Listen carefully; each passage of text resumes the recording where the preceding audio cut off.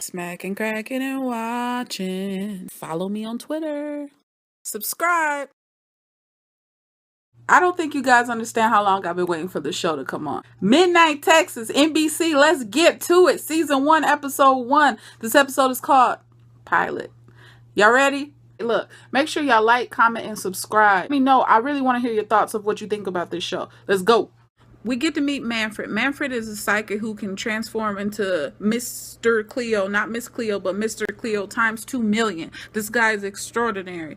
Whoever this Hightower guy is, he must owe him something because he left Dallas to Midnight. Never heard of Midnight. Not even sure if it's real. He's hitting the road in this old school RV. This is not your Scooby-Doo mobile. He's hitting the road solo dolo. Then all of a sudden someone's in his passenger seat riding shotgun. His grandma, his Nana, his homie. Nana is saying everything's going to be all right. You're going to be real safe in Midnight.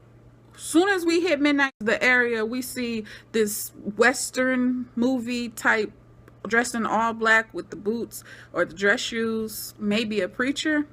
We see a lady in green. Chick in the garden with cats. It's very interesting, this cast so far. We see this lady with red hair and a black outfit, then she snatches it off when she gets indoors. Who is she? Everything Manfred puts his eyes on, he can envision the backstory, the journey it's occurred. Not just people. Psychic abilities are beyond human. He sees toys, he sees chairs, but that is super cool. What a super cool ability. He's got this Uncle Jesse hair vibe. He's got the chain, wallet, jeans. He's young, he's cute. All right, likable character, right? We learned that if you're in Midnight Texas, you're hiding from something and you'll fit in just fine. The vampire grabs a hold of Manfred, and whatever ability he has, it just takes him. Dang, that pot roast looks so good, man. As far as the characters, man, they're bold, they're bashful, they're beautiful. We see someone bloated dead in this river. No one else could see it, but even in her death, Manfred can still see the life. And interesting. So Manfred can't even sleep because he's having these visions, and his visions are super intense. Every episode he'll see something and they will investigate it. Maybe just keep going. Maybe it'll be one continuous find. I don't know. I love pilots. I really do, because you figure everything out. So we see the lady who drowned earlier, Aubrey. Tongue is probably bloated, to be honest. She writes help on his window. She's not talking. Like I said, she's still full of water, murky, nasty water. We find out she's living a double life. I love how they set up everything. Midnight doesn't have an IKEA. I mean, there's nothing besides Livia's lair that's pretty fly. Everything else is like, not the show, just the living conditions, The artwork at the church is dark, almost like, whoa, where are we going with this Rev? What are we doing? But I love this Reverend. Like I said, I like everything about him. He's got the bolo tie. Come on, come with the details, man. He's sneaky, mischievous. I love. So Aubrey appears out of the dust. She guides him into basically going to the Picados, this area of water. I also feel like, a couple questions real quick. Do you feel that he has control of all his powers? What does his necklace mean? Why did the police dislike everybody in Midnight? They dislike all the Midnighters. Who is this tattoo guy? Because whoever he is, yeah, buddy. Who is Livia's dad? But I like Livia with the brass knuckles. She's thorough. Gotta love it. Dive team ends up coming in, locating the shiny pistol in the water.